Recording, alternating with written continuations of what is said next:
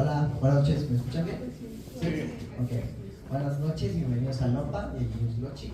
Antes de comenzar, quiero recordarles las recomendaciones de protección civil en caso de algún siniestro. En caso de emergencia, se les pide desalojar sin correr, sin gritar y sin empujar por la salida, que es bajando las escaleras, por la puerta principal, y el punto de reunión es en las esquinas de la calle Juan de Ojeda, que es a su espalda, y Guadalupe Zuna, que es su mano izquierda. ¿Vale? Pues nada, nos complace mucho recibirlos nuevamente aquí con nosotros en Genius Loci, Centro de Innovación Arquitectónica, en la tercera edición del ciclo de conferencias Hablemos de. El día de hoy llevaremos a cabo la segunda sesión, conferencia, la Escuela Tapatía, del ciclo titulado Hablemos de Guadalajara. Antes de comenzar, aprovecho también para agradecerle a los ponentes por su tiempo y entusiasmo, y pues daremos inicio con el arquitecto. Bueno, aquí a mi mano izquierda está el arquitecto David Lozano, después la arquitecta María Emilia Orendain, y al final el arquitecto Enrique Toussaint, que a cada uno se va a introducir conforme al evento. ¿Vale? Entonces con eso, damos comienzo.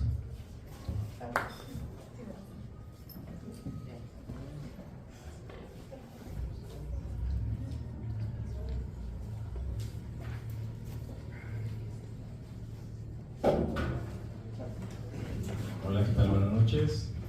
Pues sí, yo soy David Lozano. Cada quien nos vamos a presentar de alguna manera, dar una especie de semblanza.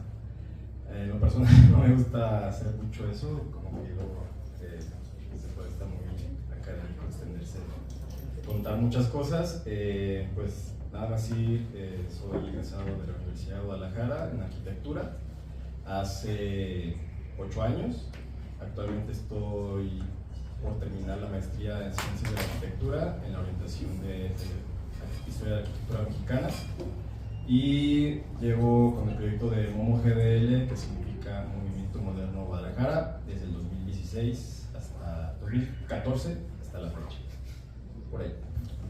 Pero bueno, ahora con el tema, con la idea de que me interesa la arquitectura del siglo XX, a pesar de que el proyecto se llama MOMO GDL, hay como ciertas aristas que oficialmente o de manera estricta quizás no interesarían al tema, pero que para mí sí realmente son importantes, porque pues es todo un proceso, es una evolución, no es como que de repente apareció arquitectura moderna y ya está, ¿no? Entonces, obviamente por eso me interesa la arquitectura realizada por Luis Barragán y estos compañeros, Rafael Urzúa y Mercedes Morales, y de Pilón Pedro Castellanos. Y antes de comenzar a pasar las transparencias, las imágenes, quisiera decir que lo que siento que voy a presentar es con respeto, y solamente quiero abordar como un aspecto de una perspectiva crítica, de una discusión que todavía es válida, tratar de entender de qué estamos hablando cuando hablamos de la Escuela Tapatía de Arquitectura. Porque usualmente hablamos de esto cuando vemos este tipo de casas realizadas por Barragán y los personajes que ya mencionamos, pero quizás podríamos estar hablando también de esto, la Escuela Tapatía de Arquitectura. ¿Y por qué digo eso? Bueno, es que la primera vez que se menciona el término Escuela Tapatía es en la revista de la Universidad de México, que se refiere a la UNAM, en septiembre de 1975, en un artículo que Fernando González Gortázar, habla sobre la arquitectura que se llamaba contemporánea, porque obviamente está hablando de su tiempo, la arquitectura contemporánea de Jalisco. Y pues hace todo un repaso, ¿no?, de cómo comenzó el siglo XX hasta su momento, el año 75. Y evidentemente pasa por Barragán, pero también pasa por la creación de la Escuela de Arquitectura fundada por Ignacio Díaz Morales. Y llega un punto en la parte que estoy señalando ese párrafo, donde obviamente se refiere ella como escuela, sí, como una institución, pero también como un movimiento, porque esta idea que también de alguna manera se le adjudica a la arquitectura, que en este caso me voy a referir regionalista, estos valores de tratar de entenderse en su contexto y cómo responde a él de manera coherente. y muestra la arquitectura realizada por las primeras generaciones de arquitectos. Gabriel Chávez de la Mora, Enrique Nafarrate, Humberto Ponce Adame, Alejandro Son, Federico González Hortaza, entre otros, Max Zenoni y demás, ¿no? También luego es interesante, llega a haber un punto, luego del fallecimiento de Barragán, no se habían dado cuenta, aunque ya estaba surgiendo un poco antes de que él falleciera, pero Rafael Ursúa, a través de una publicación en el periódico Occidental, se da cuenta de que a él, a Díaz Morales, a Barragán y a Pedro Castellanos los están comenzando a denominar como la Escuela Tapatía de Arquitectura. Entonces, por una razón le escribe una carta, aunque según yo ya vivían los dos en Guadalajara. Rafael Ursúa le manda una carta a Díaz Morales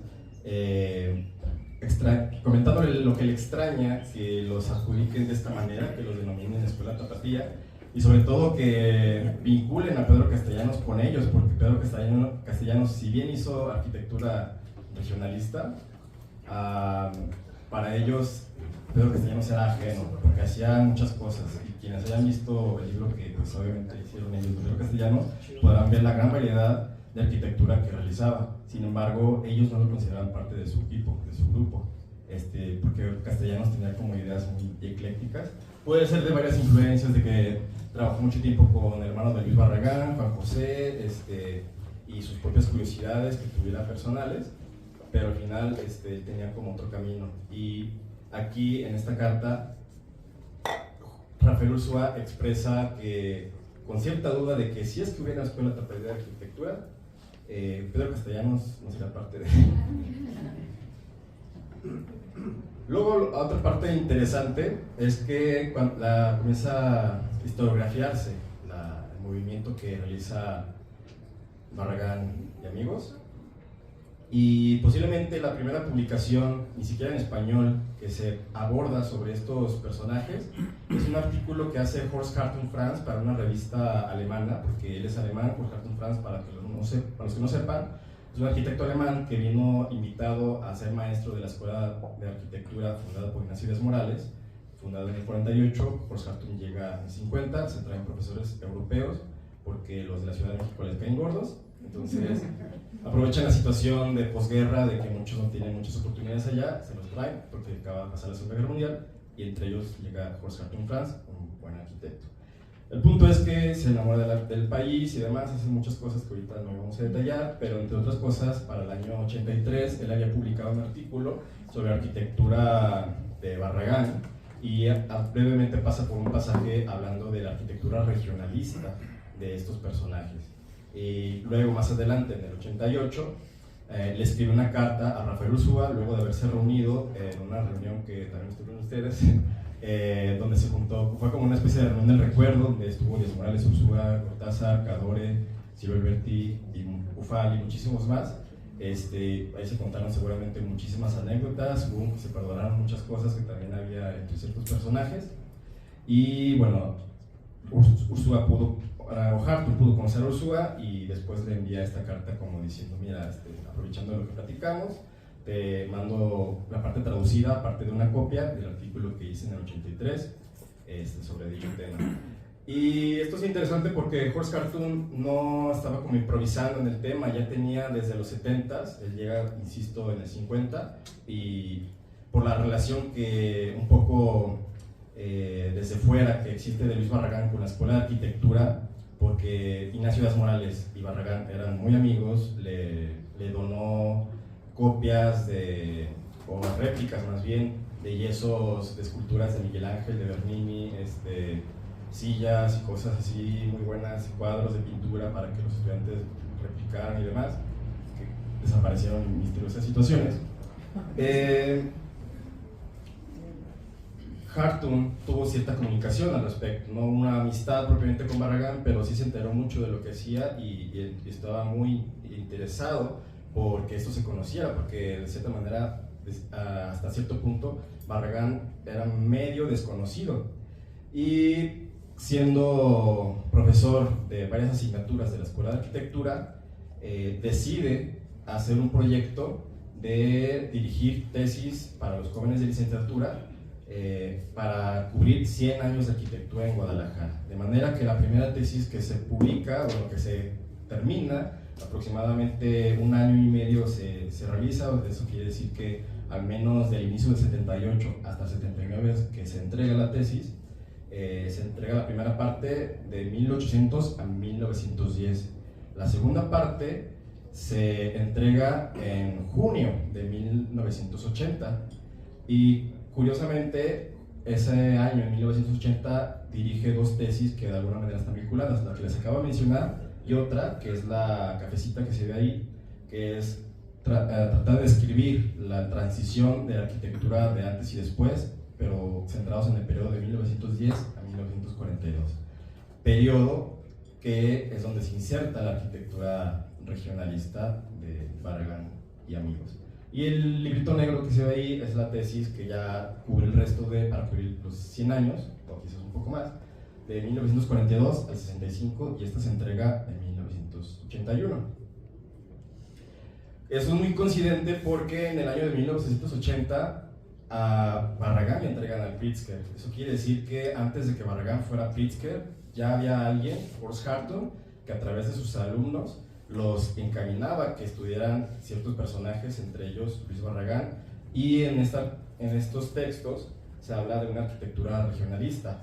Para el año de 1988 se publica la primera edición de este libro, que es el beige que se ve arriba, y en el 90 se publica la segunda edición de la editorial de la Universidad de Guadalajara, y en ella se habla pues propiamente de una descripción de qué es el regionalismo, ¿no? Qué características tiene y por qué se le denomina de tal manera. Y hace todo un estudio de los elementos que la componen, de las tejas, los arcos, triángulos, las puertas, no puse todo porque pues sí son más cosas, barandales y demás, para ver las constantes de esta arquitectura. Y también es interesante con ello,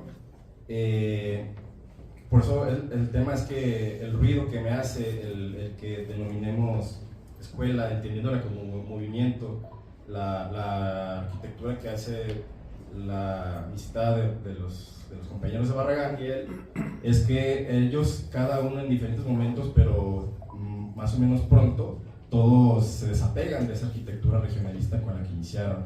Barragán hizo ese primer viaje a Europa en 1924, este año se cumplen 100 años de que se fue, y regresa más o menos en diciembre del 25, algo así. Y es cuando trae toda esa influencia de hacer esta arquitectura regionalista. Hace un segundo viaje, le deja encargada la casa clavijera a Ursúa, él se va otra vez a Europa con su propia lana, porque al anterior se la pagaron sus padres, y regresa y pues ya tiene otra mentalidad, porque conoce a Le Corbusier, fue a Alemania a conocer la Bauhaus, vio muchas cosas, ya se interesó por arquitectura moderna, también visitó por un par de meses a Orozco, también lo influencia, y cuando regresa, pasan un par de años, porque hay unos temas familiares ahí en la familia Barragán, se hace el concurso del Parque de la Revolución, lo gana, y cuando presenta el proyecto, los planos, también presenta una memoria descriptiva, que en la primera página, que es esto que vemos, Barragán obviamente refiere que el proyecto es el Parque de la Revolución, pero para él el proyecto se llama Evolución. ¿Por qué? Como indica en el primer párrafo, un arquitecto tiene la responsabilidad de hacer arquitectura de acuerdo a su tiempo, que hacer arquitectura que utilice elementos historicistas sería decadencia. Y esto de alguna manera, al llamarse evolución, Barragán está justificándose de que ya no quiere hacer lo que estaba haciendo antes, que ahora quiere hacer arquitectura moderna. Y esto sucede en el 34. Este es el Parque de la Revolución, una foto, bueno, obviamente todos lo conocemos, pero es una foto de cuando todavía no estaba tan tupido de árboles. Rafael Ursúa, además, en el 87 escribe una carta que luego se transcribe para el catálogo del Fondo Rafael Ursúa, que está en el patio de Los Ángeles, hace una autobiografía y llega un momento en el que él describe cuál es el nombre que él y el resto de compañeros le daban a esa arquitectura, y era el estilo arquitectura mexicana. Para ellos se llamaba así: estamos haciendo una casa estilo arquitectura mexicana. Rafael Ursúa lo explica en 3 momentos dentro de esta autobiografía. Luego, como digo, esto sucede en el 87, luego en el 88, no sé si sea la primera vez, pero ya comienza a vernos, seguramente de boca antes, pero publicado en el 88. Se hace en el suplemento de Cultura de Occidente del Occidental. Está dedicado a Rafael Ursúa, y un artículo de Juan Palomar ya se hace una referencia a que ellos son parte de una escuela tapatía de arquitectura. Posiblemente hay otro registro anterior, pero al menos este es el más antiguo que puede encontrar. Pero al mismo tiempo, ya cuando sucede esto, y sobre todo con la muerte de Barragán, comienza a haber esta serie de discusiones de a ver qué es eso de la escuela tapatía de arquitectura, y llegan a haber discusiones que también se transmiten en lo público, se publican en revistas, en periódicos, y vemos como en nuestro caso dicen que es un mito, ¿no? O sea, que básicamente viene de la nada, y que en teoría, según la perspectiva de algunos autores, esto no permitiría avanzar al ver demasiado al pasado. Llega a haber entonces incluso unas críticas en las que se menciona que no es que sea una escuela tapatía de arquitectura, sino que es un estilo barraganista. Estamos hablando de un estilo barraganiano, porque se está convirtiendo de manera literal, y habla de cómo los estudiantes de la época, al ver que Barragán recibe el Pritzker, le hacen exposiciones por todos lados, recibe premios nacionales de ciencias y artes y doctores honoris causa y demás, todos quieren ser Barragán porque dicen, pues esa es la respuesta, ¿no? Entonces hay que tomar los elementos literales y ya, pero haciendo referencia a una frase o comentario que hace Fernando González Gortaza, la diferencia entre un seguidor, entendiéndolo como casi como un fanático, o un discípulo, es que respecto a un maestro, es que el discípulo, el maestro, es el punto de partida para de ahí evolucionar y hacer su propia obra, pero para el seguidor, el maestro es el punto de llegada, o sea que no va a tener oportunidad de ir más allá, porque su meta era ser como el maestro y no va a poder evolucionar. Entonces, digamos, de esto hablaba Gortaza, de esto hablaba aquí este personaje, Antonio Ramírez, de cómo puede hacer un estancamiento el tema del barraganismo. Y recordar que entonces quizás la Escuela Tapatía de Arquitectura eran estos jóvenes que en su momento se convirtieron en arquitectos, Enrique Nafarrate, Héctor Asensio, Fray Gabriel Chávez de la Mora, Jorge Ramírez Sotomayor, entre otros. Estos jóvenes, mientras están ahí en la Escuela de Arquitectura pasando la bomba o estresados, ellos eran quienes crearon esta identidad de arquitectura tapatía.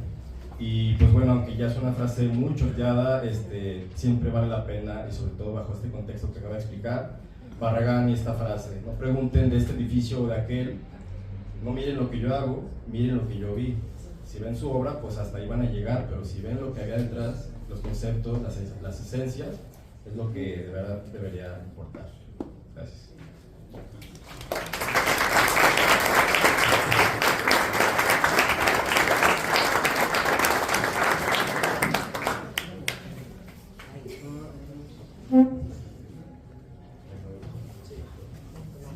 Bueno, hola, ¿qué tal? Bueno, yo feliz aquí de ver gente que quiero, que conozco, que conoce, bueno, que soy arquitecta, filósofa, porque para mí entender, sobre todo en los años 90, el cambio que se da en la arquitectura, que tiene ya claves, ¿no?, que son eminentemente filosóficas, pues ya definitivamente para mí como maestra en aquel entonces del ITESO me era imposible enseñarlas, ¿no?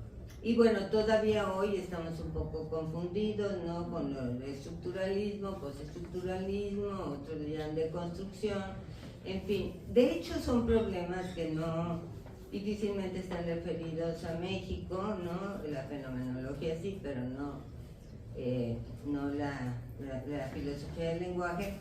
Pero bueno, en fin, esa es la razón por la cual me he interesado tanto por la filosofía, y bueno, ahora para mí es lo mismo, ¿no? Filosofía y arquitectura es lo mismo. Bien, bueno, tenía obviamente un formato, pero quisiera que le apagaran porque no voy a hablar de él. Quiero contestarte. Porque, no, me gustaría tocar algunos temas. Lo que sucede es que, bueno, yo los conocí a todos, a los 4. Y bueno, de hecho, Pedro Castellanos muere en el 61. Pedro Castellanos, cuando muere, entonces ya era sacerdote diocesano y estaba comenzándose por construir el templo de la Santa Cruz, muy cerquita de donde vivía. Mi papá era presidente de la Acción Católica, entonces por esa razón había una estrecha relación con Pedro Castellanos, ¿no? Con Rafael Ursúa también, por supuesto, sobre todo a través de sus nietos, ¿no? Que muchos de ellos estudiaron arquitectura. Bueno, con Luis Barragán, por supuesto, a través de la Fundación de Arquitectura Tapatía, y bueno, con el arquitecto Díaz Morales también. Bueno, María Amparo, su hija, fue mi compañera, lo conocíamos, era digamos parte del grupo de amigos, ¿no? de mi familia, ¿no?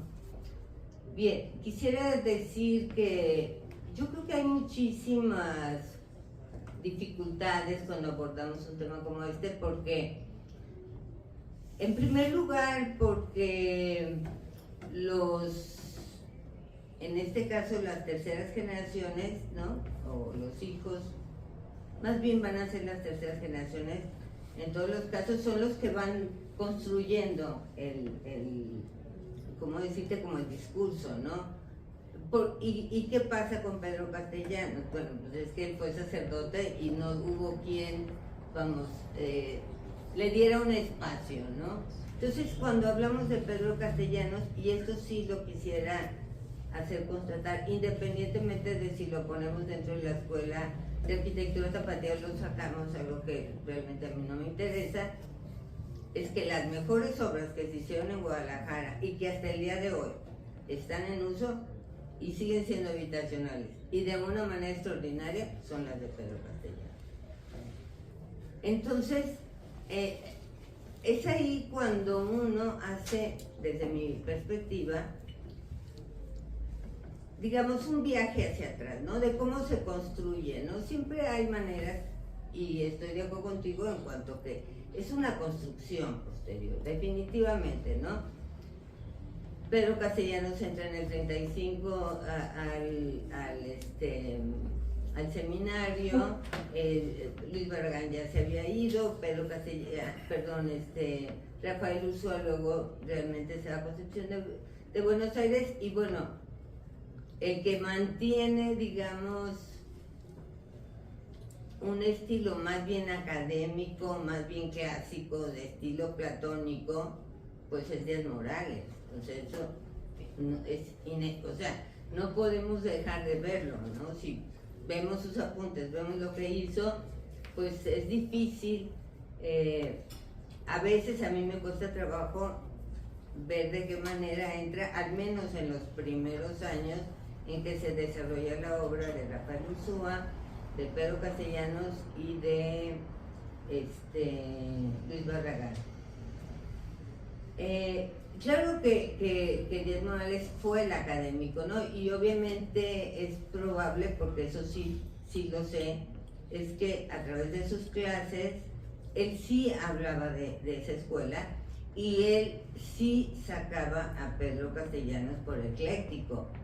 Algo que a mí me parece que el día de hoy todavía tenemos que poner en la mesa es que, y los demás no eran eclécticos, o sea, ahorita que pasaste la Casa Cristo, pues bueno, ¿qué queremos más ecléctico o qué, no? O sea, realmente tuvieron un problema Pedro Castellanos y Díaz Morales, que tuvo que ver con el puesto de Pedro Castellanos como director de la diócesis de arte sacro.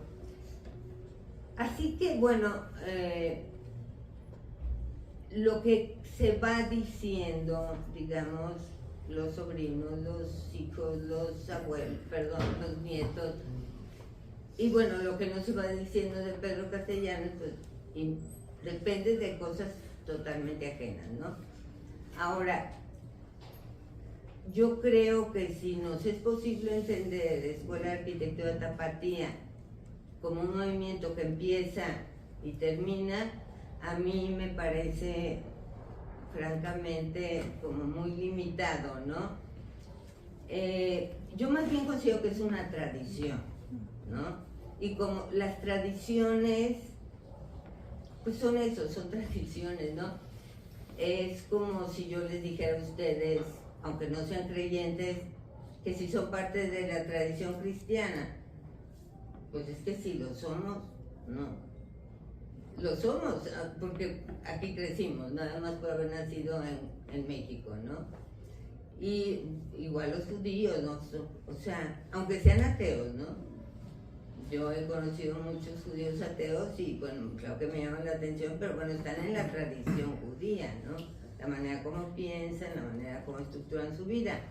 Así que la tradición es algo así como que claramente inicia y claramente termina. Definitivamente la tradición es ese empuje, es un camino, y como es un camino, tampoco tiene bifurcaciones en las cuales es posible que no todos los que están implicados, digamos, coincidan, ¿no? Probablemente lo más interesante de la tradición es precisamente su capacidad de cambio, ¿no? Su capacidad de amoldarse a las circunstancias, a los momentos, ¿no? Hay momentos en que definitivamente pues le son ajenos, y la tradición a mí me parece que es como estos ríos, ¿no? Que siguen corriendo abajo, ¿no? En el subsuelo, y otra vez van a aparecer, ¿no? De alguna manera aparecen. ¿Cómo es que uno adopta o no una tradición, o por qué en determinados momentos aparece una tradición? Por ejemplo, esta tradición yo la ligo muchísimo con el romanticismo alemán. O sea, sería muy difícil no hacer una tesis, me encantaría hacerlo, bueno, lo voy a hacer, no tesis, un libro, no, de cómo la tradición romántica alemana está muy presente en la arquitectura de los primeros 50 años, no 40 años de aquí, de México, digamos que un poco mediados también del siglo XIX. Así que son momentos de son momentos en los cuales, y en eso sí creo que puedo yo cerrar mi presentación.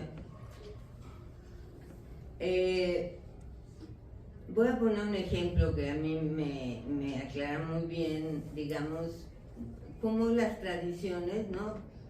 Por ejemplo, de Al-Ándalus, ¿no? Mozárabe, cómo entronca en México, bueno, es muy fácil entenderlo, pero cómo van surgiendo, y hay épocas en que parecen no existir más, ¿no? Cuando aparece la luz eléctrica en París, pues Bachelard, un gran romántico, dice que él extraña ver las estrellas de noche, ¿no? Y bueno, uno va a decir, Bachelard es un gran nostálgico, claro. O sea, la modernidad, pueden ustedes imaginar el golpe tan fuerte que dio a los artistas, fue tremendo. Digo, obviamente no para todos, pero casi la mayoría sienten que están trabajando digamos, desde un registro nostálgico, ¿no? Ahora, ¿la nostalgia es buena o no? En el caso de los románticos, del romanticismo alemán, del romanticismo inglés, digamos, de obras extraordinarias, ¿no? Como lo hicieron, digamos, si le llamamos Escuela de Arquitectura Tapatía y nos entendemos, pues simplemente estoy haciendo uso de una palabra desde la cual nos es posible hablar de un tema, ¿no? Si no se da esa palabra, me parece que en los cuatro, y sobre todo en ese momento, cada uno, y de manera muy diferente, por eso insisto, ¿no?, en lo académico de Díaz Morales. Por ejemplo, ¿por qué era tan ecléctico Pedro Castellanos? Bueno, Pedro Castellanos estudió toda su primaria, toda su secundaria en Inglaterra, su madre era inglesa. La vivienda de Inglaterra tenía todo este colonialismo, ¿no?, que él nos viene a traer. Por cierto, digamos, Luis Barragán y Pedro Castellanos fueron muy, muy amigos también, y de eso no se habla, porque no hay nadie que hable de eso, ¿no? Entonces, de esta manera, yo sé que van bien en escritos y todos quieren un momento de gloria, o que su papá, o que su tío, en fin, ¿no? Es como arrancarle un momento de gloria alrededor de la figura de Luis Barragán, y en eso estoy totalmente de acuerdo, ¿no? Pero bueno, eso va a ser una historia posterior. Digamos que la historia que de alguna manera vale la pena experimentar, tratar, no está dada simplemente por elementos, ¿no?, plásticos, o por ejemplo con los ya tan sabidos argumentos de color, la luz. Bueno, eso lo dices de cualquier obra de arquitectura del Mediterráneo, es decir, te da igual, ¿no? Me parece que si algo hicieron estos cuatro arquitectos, y digo los cuatro, y otros más, de hecho eran otros más, lo que pasa es que de ellos sí no hay pues no sabemos sus nombres, ¿no? Algunos sí, yo tengo por ahí también pendiente eso de publicar, pero digamos que hacen casas donde todos los espacios desde que entras es siempre una transición, ¿no? Desde el patio de la entrada, ¿no?, los arcos que te reciben, las vestibulaciones, la manera de encontrar la luz, las alturas. A mí me parece que ese es el tema, ¿no? O al menos lo ha sido en nuestra obra, ¿no? Ese es el gran tema, no determinadas formas, y yo estoy coincido contigo, o sea, la Escuela de Arquitectura fundada por Díaz Morales, pues lleva su impronta, ¿no?, lleva su firma, ¿no?, y se puede ver pues en obras como la Escuela de Artesanías, o sea, realmente, vamos, más bien ahorita es donde está, digo, disculpa, no conozco tu obra, pero más bien es ahorita donde yo no sabría en dónde estamos, ¿no? O sea, como en dónde estamos parados. Precisamente veníamos hablando Enrique y yo de esto que estamos viendo y sobre lo cual estamos sometidos, y es un tema para hablar de Guadalajara, y es el tema de las inmobiliarias, la construcción desmedida de departamentos de 50 metros cuadrados, pero que te prometen unas albercas. Es decir, estamos verdaderamente en una situación de tal gravedad, o sea, de tanta obra, de tan mal, tan mal proyectadas, tan inhumanas, que ojalá que vuelva a aparecer esa tradición que estaba ahora contigo, con tu generación, con las nuevas generaciones. Digo, y esa es la razón por la que doy clases, definitivamente, o sea, porque deseo que mis alumnos tengan la alegría de hacer buena arquitectura y de que Guadalajara disfrute con ella, ¿no? Como un día lo hicieron aquellos que habitaron las obras de estos arquitectos. Gracias.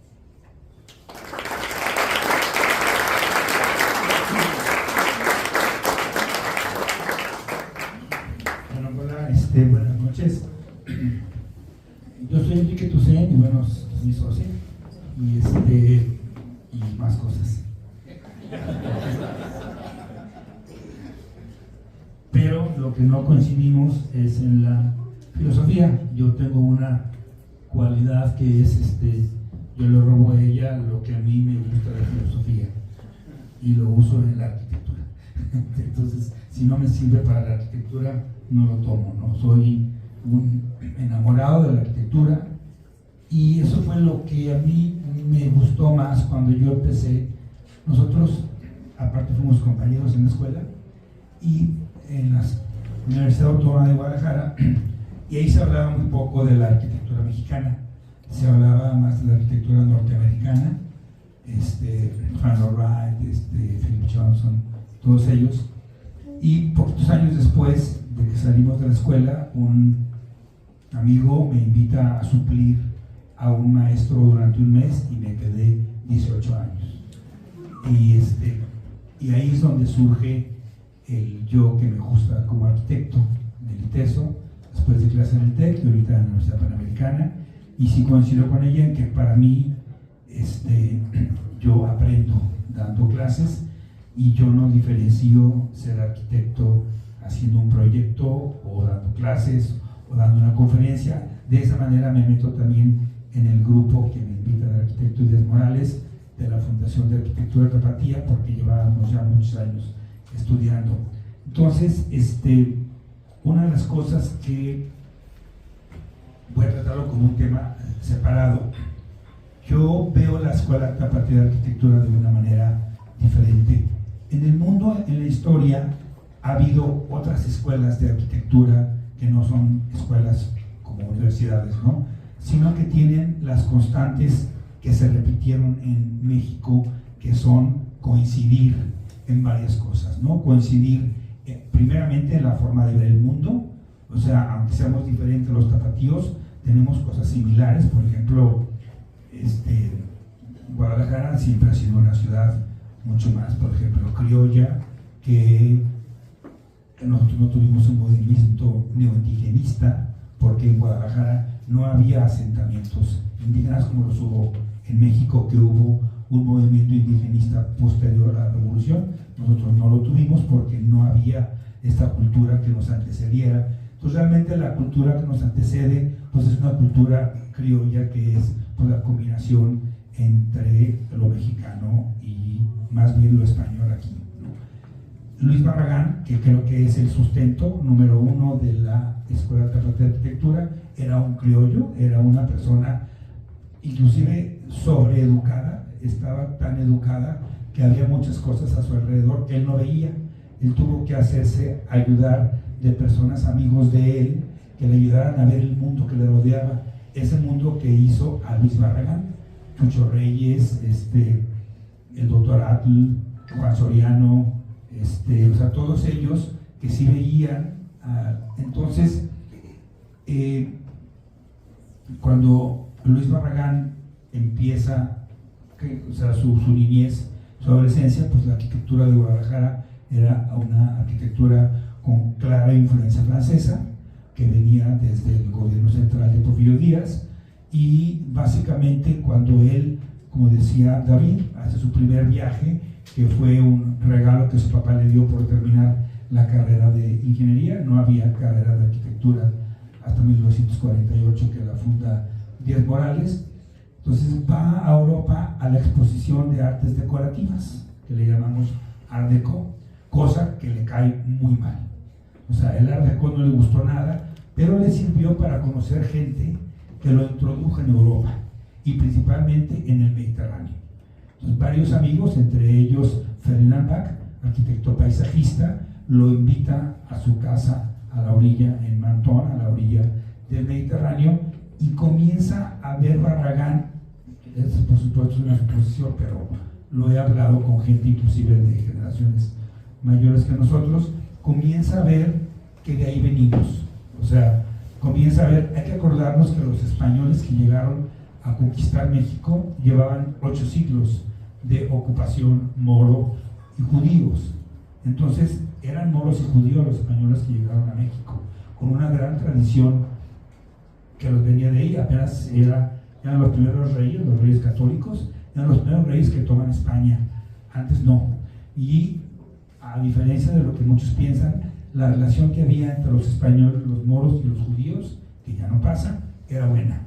O sea, ellos tenían una buena relación y hubo una influencia junto, y Barragán descubre que de ahí venimos. O sea, empieza a ver cosas que, como diríamos ahora, le hacen clic, ¿no? O sea, me gusta, lo siento, mucho la mano de obra, por ejemplo. Nosotros hacemos las cosas con las manos, no, por eso la revolución industrial fue en Londres, no fue en España ni fue en México, porque nosotros tenemos una manera de hacer las cosas. Entonces, cuando vuelve Barragán, y platicando por supuesto con su gran amigo y muy iletrado, entonces es cuando él se da cuenta que hay un grupo de personas, ingenieros todos, no arquitectos, porque no había, que hacen las cosas, quieren hacer las cosas parecido.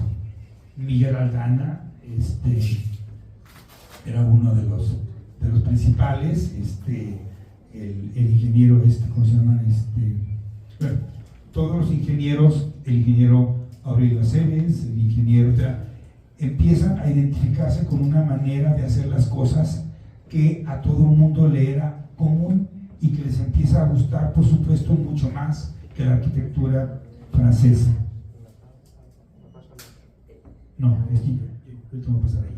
Entonces, cuando yo empiezo a descubrir este mundo, y por supuesto yo sí sentí, empiezo a hacerle caso a estas cosas que Barragán decía de ver lo que él vio. A lo mejor es muy raro, pero cuando yo camino por los portales del centro, yo a veces me siento en la casa de Luis Barragán. Mis amigos arquitectos de la Ciudad de México no les gusta cuando yo digo que Luis Barragán hizo su casa de México, pero pensando en Guadalajara. Entonces, no les gusta nada. Ellos piensan que Luis Barragán se hizo en México y no, Luis Barragán se hizo en Guadalajara. O sea, lo que hizo Luis Barragán era su herencia, que la aprendió aquí en Guadalajara, y obviamente Guadalajara era un lugar muy difícil para vivir para una persona con tantas ideas y liberal como lo era su familia, no, pero él sí. Y entonces por eso no él solo, se va Clemente Orozco, se va Juan Soriano, se va Chucho Reyes, se va Juan Rulfo, se van muchísimas gentes de aquí, se va José Clemente Orozco, se van muchas gentes de aquí, porque el ambiente sí era muy fuerte en el campo de la muy conservadores, no aceptaban nada nuevo, ¿no? Entonces casi todos se van en México, y no es casualidad que desde allá nos empieza, pero no es que nos haya llegado de México, es que tuvieron que irse para allá, y Barragán pues cada vez que podía venía a Guadalajara, y sus vacaciones las pasaba en Chapala. O sea, era una persona de aquí, ¿no? Entonces, a raíz de ahí, yo empiezo a fijarme, y lo voy a decir muy rápidamente para que en algunas partes del mundo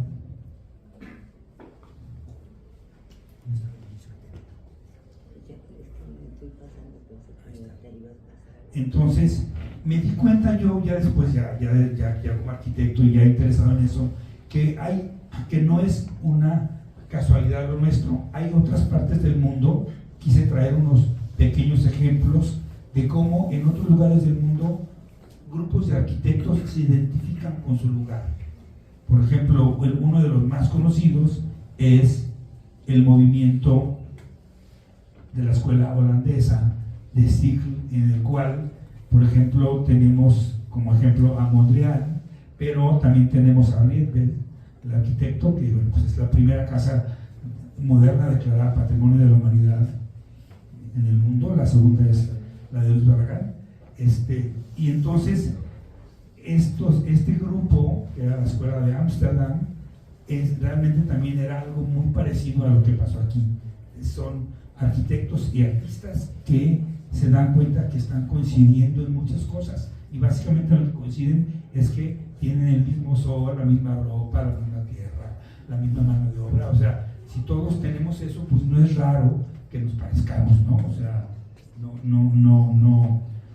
Y en Oporto, Portugal, también hay un movimiento muy parecido, inclusive es muy significativo que tienen 3 generaciones muy parecidas a nosotros. Hubo un arquitecto que se llamó Fernando Tavora, que nació más o menos el mismo año que Luis Barragán. Luego hubo un arquitecto que se llama, debido a que está grande, Álvaro Sisa, que nació en el año de los primeros alumnos de la escuela que hizo Díaz Morales. Y luego hubo otro alumno de Álvaro Sisa que se llama Eduardo Soto de Mora, bueno, que somos de la misma edad. Entonces, o sea, hay una similitud en la escuela de Oporto, en el cual ellos también, en base a lo que veían, en base a la arquitectura que veían, comienzan a hacer las cosas parecidas, sin ponerse de acuerdo, sin estudiar en el mismo lugar. Inclusive, después hay una zona en Suiza que se llama el Ticino, que es una zona que realmente pertenece a Suiza, pero por razones que no puedo explicar. La influencia más fuerte que tienen ellos es italiana, por alguna razón, no sé por qué, pero estando en tierra suiza son como si fueran italianos. Y hay una escuela del Ticino que el principal representante es Mario Botta, con una casa redonda que está de aquel lado, y todas están del paisaje, pueden ver alrededor en el paisaje suizo. Junto con Mario Botta estaba Luigi Snossi, estaba Bacini. Entonces a esta escuela se le llamó la Escuela del Ticino, también por la región que tenían ellos. Todas sus construcciones eran en los bosques, abajo de los cerros, no grandes cerros, o sea, pero tiene una topografía más o menos que les daba como sentido a su construcción. Y cuando yo me puse todos estos a estudiarlos, vi que en realidad, pues no, ni siquiera habían estudiado en el mismo lugar, nada, simplemente vivían en el mismo lugar, tenían las mismas tradiciones. Y por último, un grupo que no se llamó escuela, porque a veces los españoles son más complicados, se llamó Grupo de Artistas y Técnicos Españoles para el Progreso de la Arquitectura Contemporánea, que es la Escuela Española. La Escuela Española, encabezada principalmente por José Luis Sert, un arquitecto catalán, que bueno, después ya, por desgracia para España, a medias de su vida se va de director de la Escuela de Harvard a Estados Unidos y ya nunca vuelve a España, pero que fue un pilar fuerte en este grupo que le podemos llamar la Escuela de España, la Escuela Moderna de España. Todos estos arquitectos entran ya en la parte moderna que empezó antes que la nuestra. O sea, cuando el movimiento moderno que nosotros teníamos, esta es la arquitectura que teníamos nosotros antes de que empezara el movimiento, ¿no? O sea, esto es lo que nosotros teníamos de aquella época. Y después es una teoría que es mía. Yo he admirado siempre muchísimo la arquitectura de Morales. Tuve la fortuna de compartir con él hasta el último día de su vida, inclusive de que invitarlo a obras nuestras, y era durísimo con la crítica que hacía de nuestras obras, pero me gustaba eso. Y él hizo lo que yo considero la mejor escuela de arquitectura que ha habido en este país. Yo creo que la escuela que él fundó en la Universidad de Guadalajara, con el apoyo obviamente del entonces gobernador González Gallo, que eran muy amigos y que le dio mucho trabajo y le dio mucho dinero para que se fuera a Europa, y como decían, pues en la posguerra todo el mundo se quería venir a América. A los mejores ya se los habían llevado los Estados Unidos, como a Mies van der Rohe Anova y Anova y traía ellos, y les habían dado las direcciones de las mejores escuelas de Estados Unidos, y eso pues fue una buena idea, la verdad, norteamericana, que obviamente se hizo con mucho dinero, pero la elección que hizo Ignacio Díaz Morales de las personas que trajo aquí, como Horst Hartung, que luego se convirtió como ironía en uno de los mejores estudiosos de los mayas. Poca gente ha superado los estudios de los mayas que hizo Horst Hartung, un alemán. Pero bueno, también se trajo a Matthias Gerritz, que es un ejemplo del modernismo de la escultura que no hemos vuelto a tener en este país. Hizo una buena selección al arquitecto Díaz Morales. Hay que recordar que el arquitecto Díaz Morales dio clases durante 70 años. Él empezó a dar clases a los 17 años en el seminario, clase de estética a los seminaristas, y su último año fue en 1992 en el ITESO. Hay una foto por ahí de Isabel caminando, el último semestre que dio, que terminó en mayo, y él murió el 3 de septiembre de 1992. Y él pues, era un académico. Y en mi teoría, él inventó el nombre de Escuela Tapatía de Arquitectura porque él tenía esa tendencia muy académica que no tenía, por ejemplo, Luis Barragán, que a Luis Barragán la academia no le importaba mucho, que digamos, inclusive a mí me sorprendió mucho cuando conocí la biblioteca de Barragán, que había muy poquitos libros de arquitectura, muy poquitos, había muchos de poesía, había muchos, por ejemplo, de etnias africanas y etnias asiáticas, o sea, vestidos, construcciones, había mucho de eso, había filosofía, había inclusive se notaba porque luego se veían los libros más usados que él usaba más, y tenía una serie como de libros que le regalaban que se veían como nuevos todos, ¿no? Que nomás los guardaba. Entonces, yo creo que yo veo, y me tocó conocerlos, a los primeros discípulos, los primeros egresados de la Escuela de Arquitectura de Díaz Morales, que hacen un intento por unir el modernismo con la Escuela Tapatía. Es lo que yo veo, porque veo en sus obras, que esas ya me tocaron cuando yo estaba chico, verlas, ¿no? Como las obras de Fray Gabriel Chávez de la Mora, que fue, por cierto, el primer título de esa escuela, y bueno, acaba de morir. Alejandro Son, que en mi opinión, esa no es mía, pero es el mejor arquitecto de esa generación y de esa escuela que hizo Díaz Morales, que es Alejandro Son, que entendió perfectamente bien, y Alejandro Son primero fue ingeniero y luego decidió estudiar arquitectura. Y bueno, yo veo varias obras como este edificio que está frente al Parque de Revolución, que se sigue viendo bien.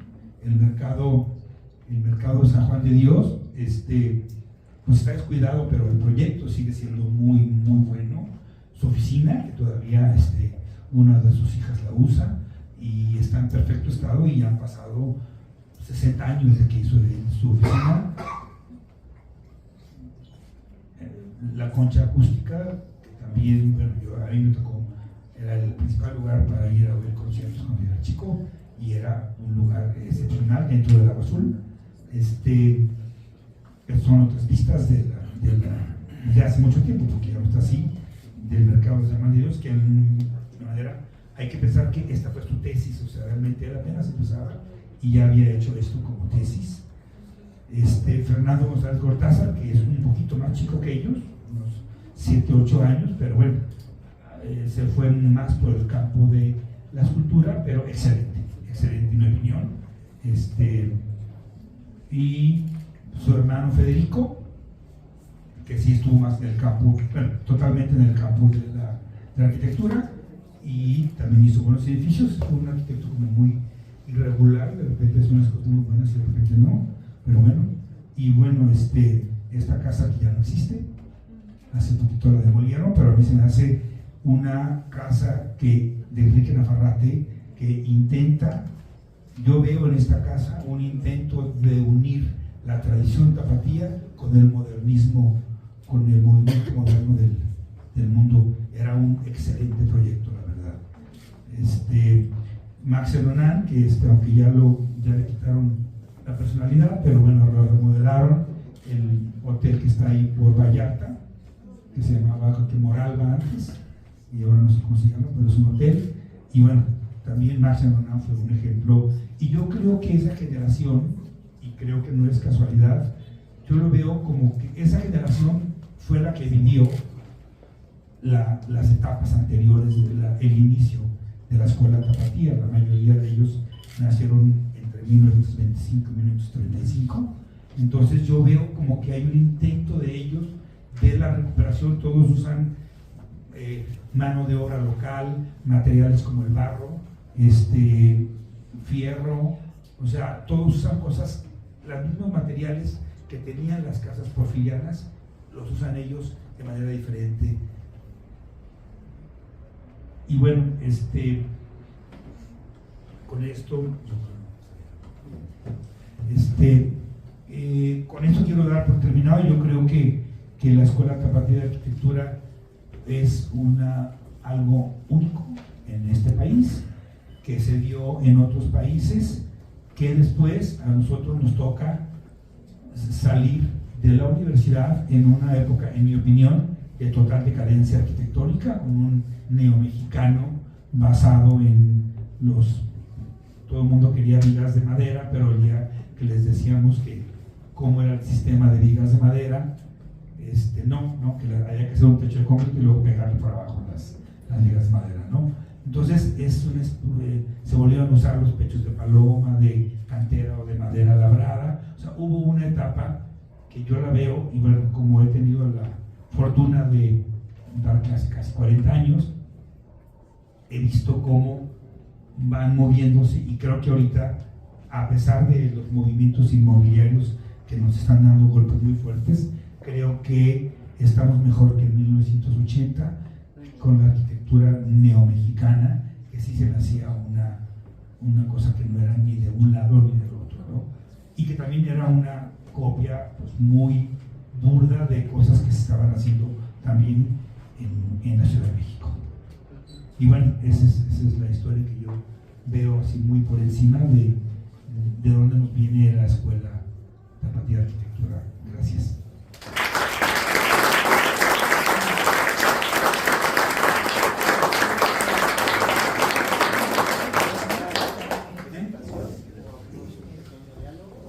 Sí, un diálogo si quieres. No, ya. Sí, claro. Había queríamos nosotros pasarles unas imágenes de cómo la Escuela Tapatía hemos sido influenciados siempre por la escuela. Pero no lo vamos a pasar para mejor abrir un diálogo. Entonces, pues muchas gracias. La idea es abrir un diálogo. Levanta la mano y voy con el micrófono. ¿Vale?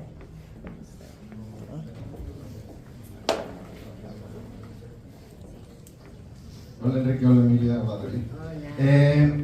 Creo que es un momento reflexivo muy interesante porque es una cuestión intergeneracional, ¿no? Ustedes me dieron clase a mí, yo soy amigo de David, ¿no? Entonces creo que son como temas que toca la pena hacer una reflexión muy profunda. Hay algo ahí sí que sí me dio tirria, Enrique. Mexicalcingo se llama Mexicalcingo porque fue los terrenos donados a los conquistadores mexicas.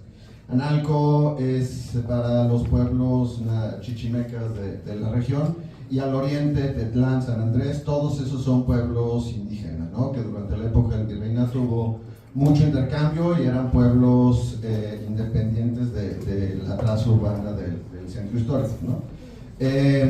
Y creo que es algo como importante como entender en el tejido de Guadalajara, ¿no? A mí lo que me parece como que hay que liberar el término de Escuela Tapatía de Arquitectura es que se enfoca en 4 arquitectos en muy pocos años, ¿no? Yo he aprendido, la clase de Emilia fue una maravilla, lástima que no les tocó, porque me enseñó a reflexionar mucho, ¿no? Y estos últimos años me he dedicado a caminar toda Guadalajara, ¿no? Y esas caminatas te enseñan unas lecciones brutales, ¿no? Entonces, el término de Escuela Tapatía de Arquitectura constreñido en esa época, en esos autores, creo que se me hace restrictivo y creo que no se vale para una tradición, ¿no? una herencia, me atrevería a decirle más, que viene desde la época del virreinato, ¿no? Es decir, hay un hilo conductor muy particular por situaciones económicas, por situaciones sociales, por situaciones climáticas, que fueron moldeando una arquitectura que va más allá de los estilos. Si vemos las casas virreinales del centro histórico, con el zaguán, el corredor que se convierte en una terraza, el patio que viene de nuestra herencia árabe, etcétera, etcétera, ¿no?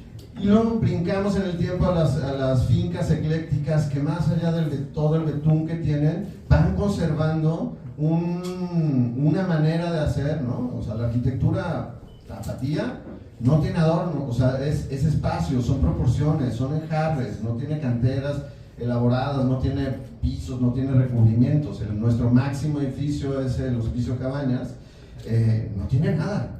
Tiene patios, tiene espacio, tiene proporciones. Tú lo mencionaste ahorita, Emilia, ¿no? Es esa luz, es esas sombras, es ese claroscuro, ¿no?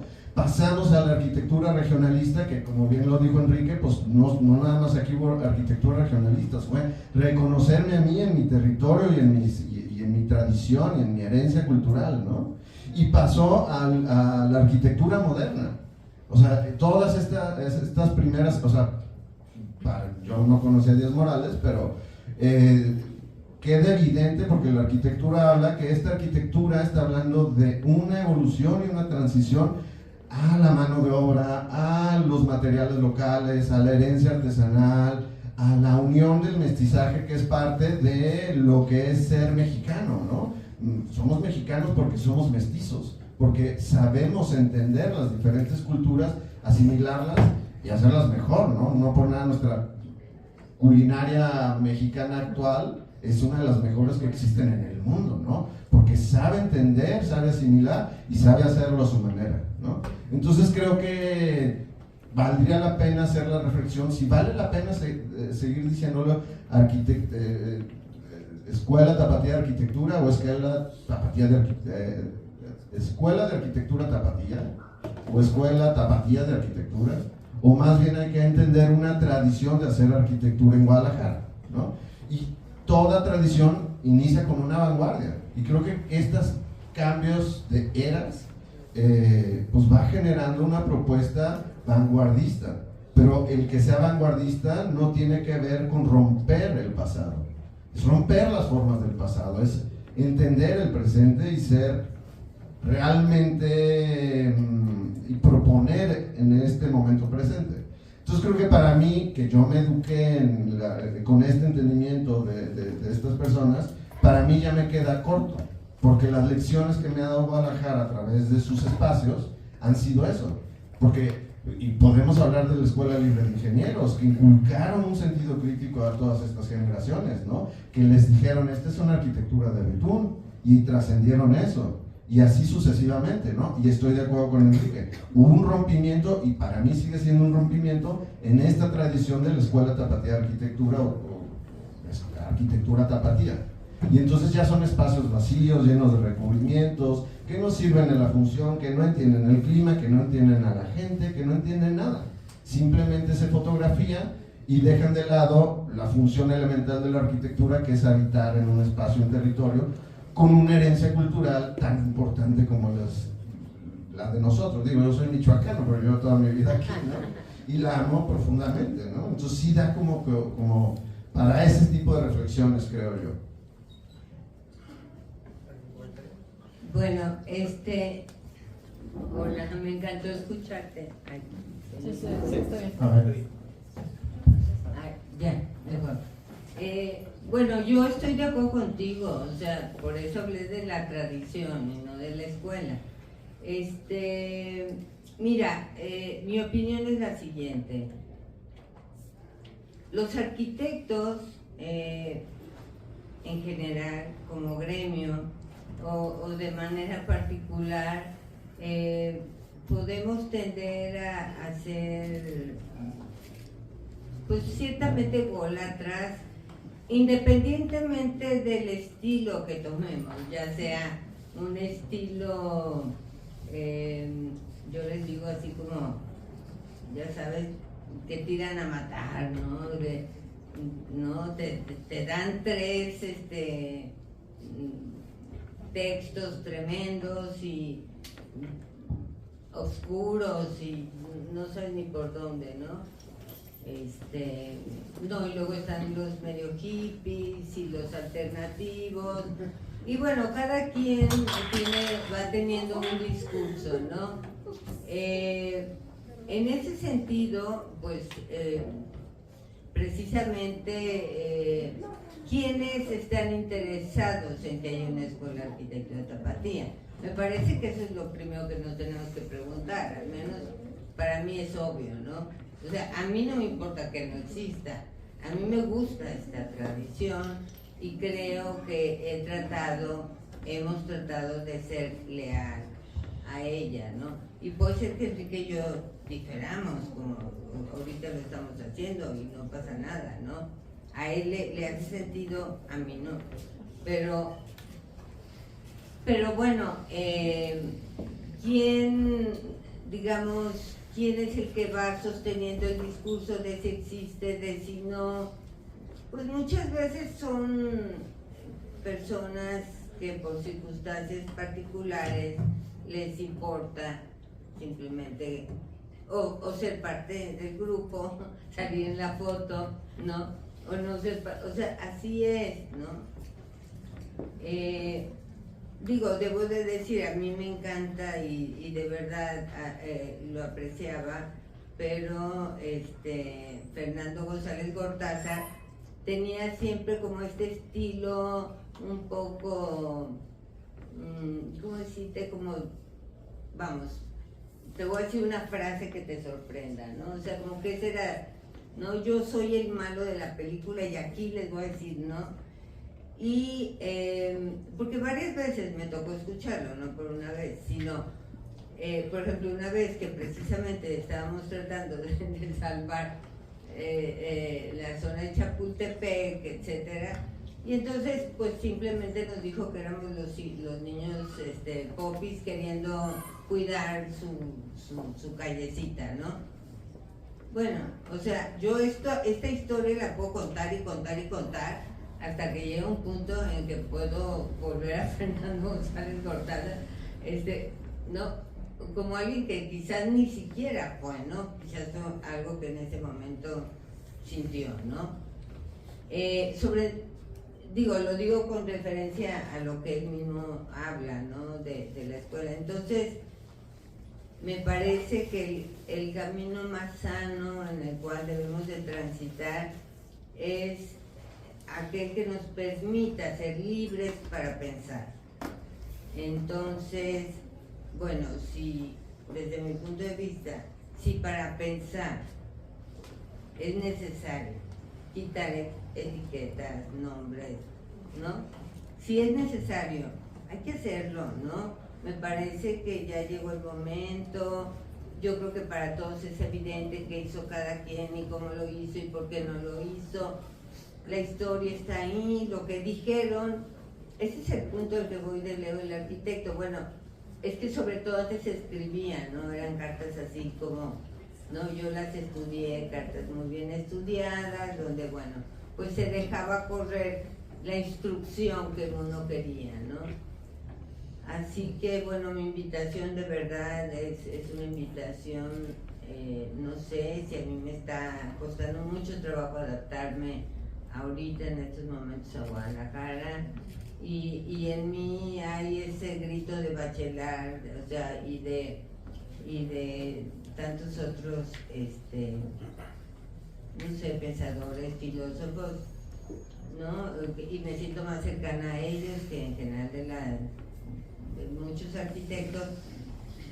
Pues yo creo que si algo abona a la arquitectura es la libertad.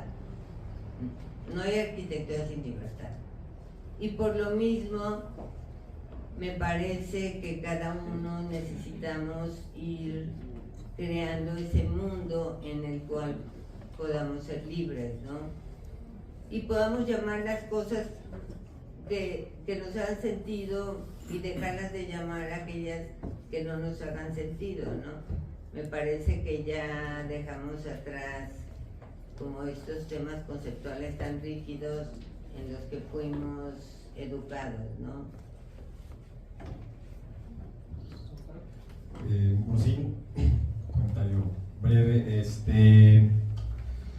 Pues creo que en general es como muy evidente que en la actualidad están pasando demasiadas cosas.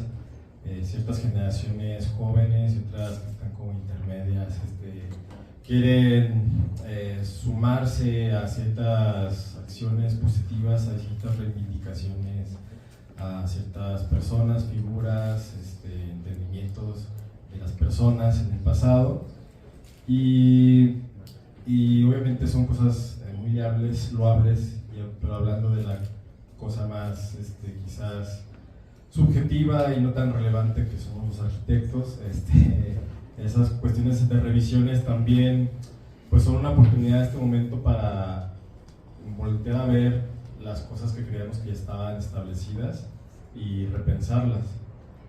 No he leído mucho del libro porque acaba de salir, pero a lo mejor saben que se presentó hace poquito el libro de Josep María Montaner, de Renombrar la Arquitectura.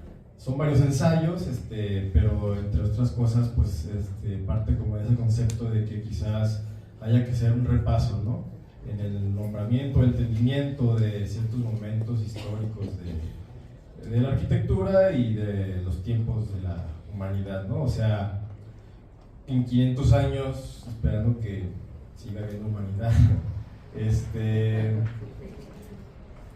¿cómo se le va a llamar este momento? ¿Se le va a llamar moderno? ¿Se le va a llamar de qué manera, no? O sea, de manera arbitraria, eurocentrista, se tasó las épocas históricas, dijeron, de acuerdo a su visión, esto es prehistórico porque, no sé, en Inglaterra vimos tal cosa, en Francia otra cosa, entonces como que más o menos coincide, entonces eso es prehistoria, ¿no? Y así conforme el tiempo. Y de manera también arbitraria dijeron, ya estamos en edad moderna, pero pues a partir de qué, ¿no? O sea, obviamente hay como ciertos disparadores, ¿no?, que lo justifican, pero mientras más avanzamos, precisamente mientras más vemos el contexto actual de que hay injusticias sociales, las guerras y demás, decimos, pues qué tan civilizados somos, ¿no?, si todavía estamos pasando por esas cosas. Entonces, quizás también deberíamos ser menos estrictos también con el tema de hablar de los estilos, o sea, de manera muy categórica a veces ciertos arquitectos es de que no, este estilo es tal y no hay más, ¿no? O sea, pero luego te das cuenta de que la pureza de los estilos arquitectónicos y estilos realmente no existe. Es muy raro los edificios que son 100% puros en su estilo que pretenden ser, y es más una idea abstracta de ciertos arquitectos, de ciertos historiadores, de que no, esto es así y esas son sus características. Oye, pero esta cosa no coincide. No, pues es que eso es una cosa que se inventó el arquitecto, pero lo que sí es de este estilo porque tiene todo lo demás, ¿no? Pero, o sea, quizá también no seríamos como que ser tan tajantes y decir, no, pues que esta es funcionalista, cubista, plasticista, brutalista, etcétera, ¿no? Simplemente entenderlos que son variantes de quizás una misma ideología que se fue diversificando a lo largo del tiempo y que fue agarrando su propio contexto según sus características sociales, ambientales, históricas y demás, ¿no? Entonces, hablar de una escuela tapatía de arquitectura quizás también tenga cierta vinculación con lo que mencionaba ahorita Oscar, de que, o sea, la escuela quizás podría ser que desde que comienzan a asentarse poblaciones aquí en lo que ahora es Guadalajara, más lo que ya había, más lo que se trajo, qué de esas cosas han perdurado, qué se han transformado y qué es lo que tenemos actualmente, y si sabemos identificar eso, quizás podamos saber que haya una escuela de arquitectura que históricamente se ha dado desde que se asentó esta ciudad, pero que no es un momento tan específico de nuestra historia, ¿no? Porque pues, vuelvo lo mismo, en 500 años solo eso va a ser la escuela tapatía de arquitectura y lo demás, pues ¿qué va a ser? ¿Las preguntas? Bueno, nada más que estoy totalmente de acuerdo. Bueno, incluso hay un término que de repente lo usan unos, y perdón que esté tomando tanto la palabra, ya lo que lo usamos continuamente, ¿no? Que es la historia lo escriben los vencedores, ¿no? Ese es lo usamos, es de Walter Benjamin, sus 16 tesis sobre filosofía, las escribió poco, digo, en 1940 se suicida, tratando de oír, perdón, es una historia tristísima porque yo de verdad lo quiero mucho. Sufrí mucho cuando se murió, pero bueno, no había nacido, pero ya sufro ahora. El caso es que, bueno, sí, es un sufrimiento posterior, porque además déjenme contarles que es linda, que él ya, por fin, a todos sus amigos que están en Estados Unidos, le dicen que pues ya se vaya, ¿no? Ya era, en 1940, pues ya era obvio que era alemán, que pues ya venían tras él, ¿verdad? Efectivamente, comunista y judío. No, él hace una combinación entre el judaísmo y el comunismo maravillosa. Y entonces, bueno, pues sí, ahí va, ¿no? Sale y con sus 16 tesis, que afortunadamente se las da a Hannah Arendt, que es su prima. Y el día que llegaron para cruzar la frontera de Francia a España, la única que quedaba abierta, ese día la cerraron. Ese día. Entonces Walter Benjamin dijo, no puedo soportarlo, se suicida, y fue el único día en que se cerró. Entonces me parece una tragedia espantosa. Perdón que se las comunique porque en verdad lean a Walter Benjamin para que sufran junto conmigo y cuando quieran los invito a la cerveza. Pero bueno, lo que bueno, él termina por decirnos, y abonando lo que tú dices, es que bueno, ¿y quién escribe la historia, verdad? ¿Dónde está la historia, a ver, de las arquitectas mexicanas? Pues ¿dónde está la historia, no? Es decir, es que hasta la historia está en cuestión. Entonces, pues, más que nada, por supuesto, creo en lo que tú afirmas, ¿no? O sea, ni siquiera podemos estar seguros de la historia, ¿no? Ni siquiera de cuándo es modernidad, por ejemplo, en filosofía en el siglo XVII, en arte es en el siglo XV, o sea, y nosotros nombramos modernidad en el siglo XX, así que ni siquiera coincidimos en fechas, en historias, y bueno, me parece que tenemos que ser conscientes, ¿no? Ser conscientes de ser conscientes, es como que algo que creo muy justo, ¿no? Digo, con Walter Benjamin, pues. Bueno, yo solamente tengo dos preguntas, así súper breve, referente como a la arquitectura de Guadalajara, qué es lo que se espera en el futuro de la arquitectura que fue en su momento, y la otra es, qué aspectos o características, qué edificaciones están construyendo hoy en día que aún conservan como aspectos o características típicas de la arquitectura de Guadalajara. Porque bueno, vendría siendo todo. Bueno, yo creo que Guadalajara vive una crisis de arquitectura muy fuerte, en la cual,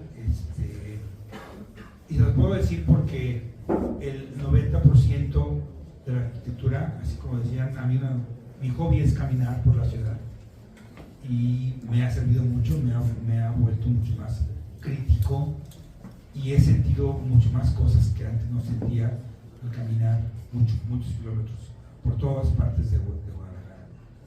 Y una de las cosas que veo es que Guadalajara está tomada por negociantes de la construcción, y digo negociantes porque ni siquiera les puedo decir, pueden ser arquitectos, ingenieros, licenciados, abogados, no importa, son negociantes con la construcción. El 90% de las obras que veo fueron mis alumnos y me da muchísima tristeza porque eran muy buenos, o sea, eran muy buenos, y yo también conozco, por ejemplo, digo, no soy ajeno, conozco la necesidad de tener trabajo, porque bueno, pues de ahí vivimos, ¿no? O sea, entonces tampoco le podemos decir, no podemos ser así como, a ver, yo soy puro y perfecto y lo que no venga conmigo no lo tomo. No, no es cierto, porque entonces familia. Yo lo entiendo perfecto. Entiendo perfecto que la necesidad de tener trabajo te puede llevar a hacer cosas, pero me ha sorprendido ver obras de arquitectura. Inclusive yo creo, como en todo, que por desgracia, no sé por qué, cuando algo es bueno, no siempre se va para mejor, pero cuando algo es malo, siempre se va para peor. O sea, no sé por qué hay ese efecto humano. Y yo he visto, por ejemplo, obras de alumnos que yo tuve en alguna época, en alguna universidad, con excelentes obras, que cada obra que veo está peor que la anterior.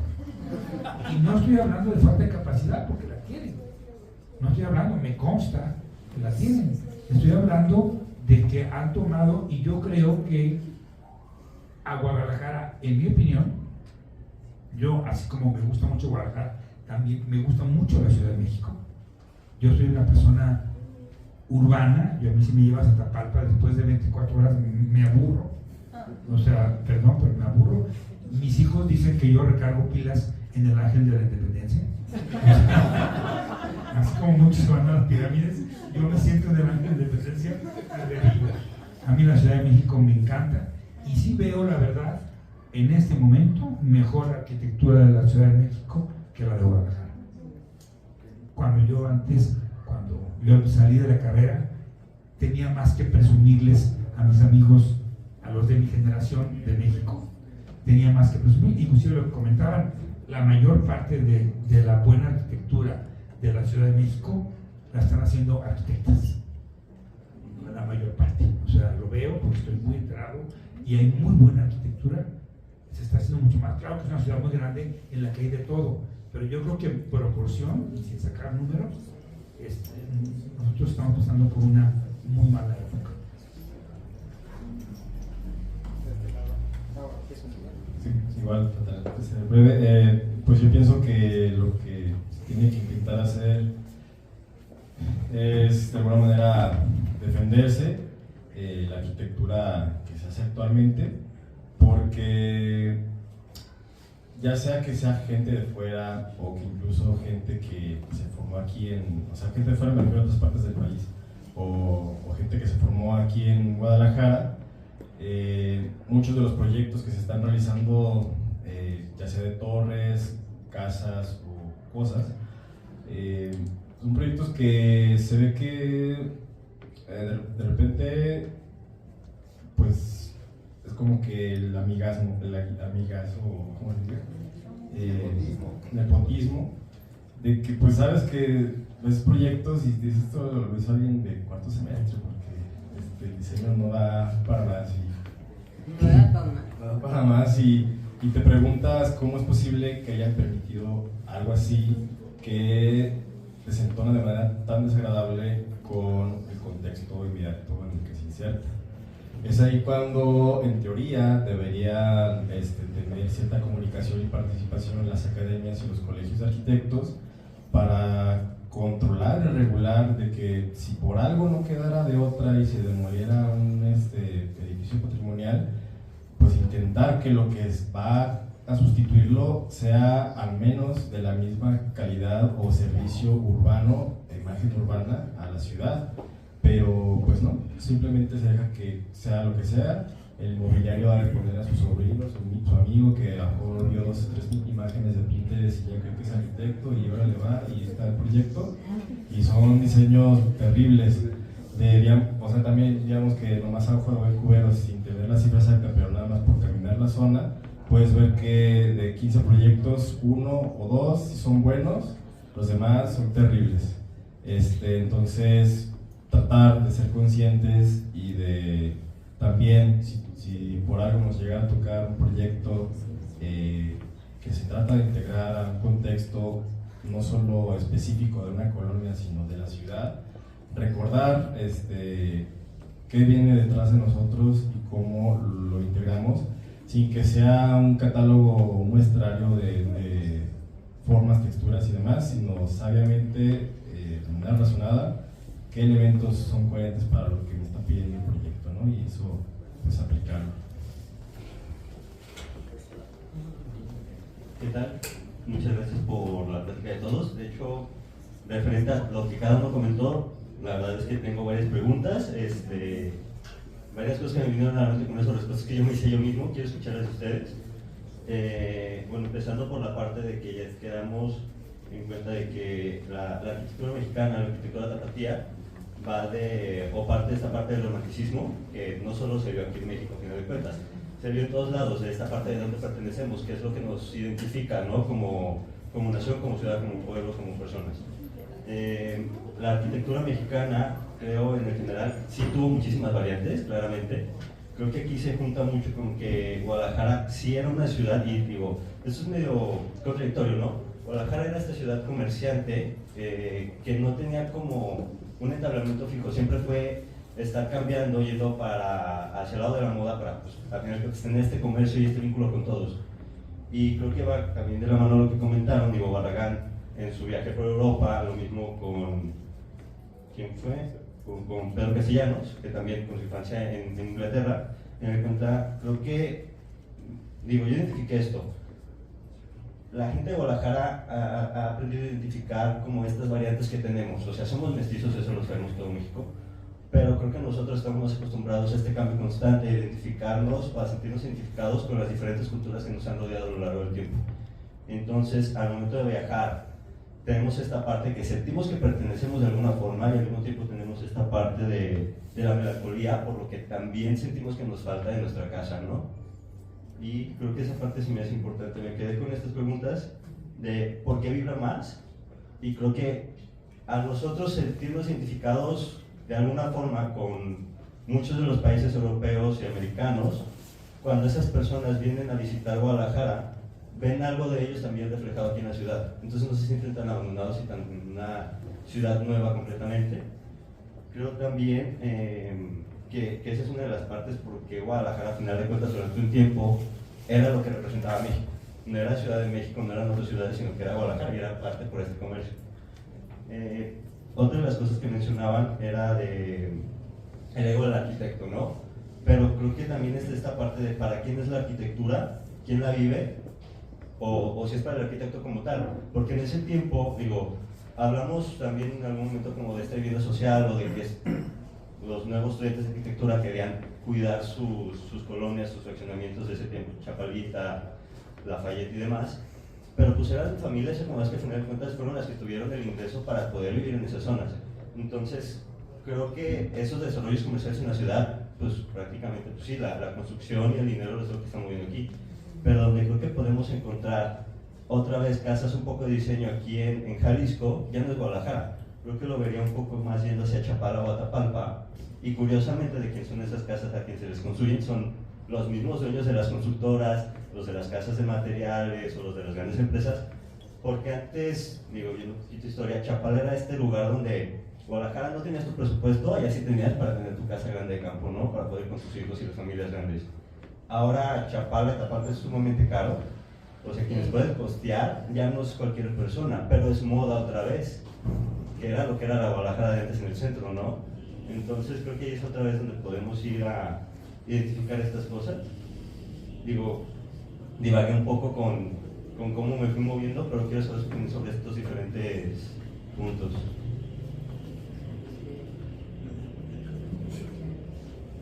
Bueno, fíjate que una de las cosas que yo he observado en la historia de Guadalajara que me gusta mucho, y es que sí hubo una, o sea, como dices tú y tienes razón, Guadalajara fue creada como una ciudad comercial cuando era el último punto civilizado antes de partir hacia las Californias.